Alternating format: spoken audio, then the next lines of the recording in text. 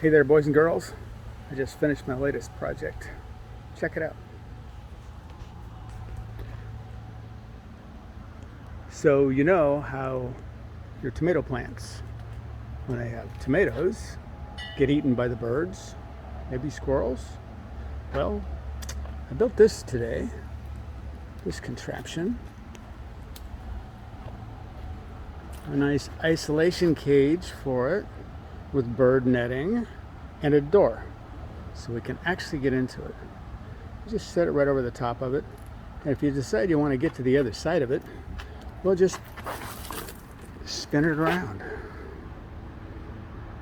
It's light enough, easy to deal with, but it keeps the birds out.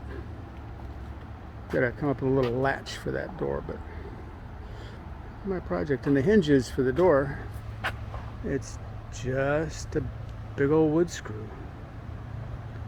Hope it's in focus. I don't know if it is. Anyway, that's today's project. Finally done. Time to go sit for a minute.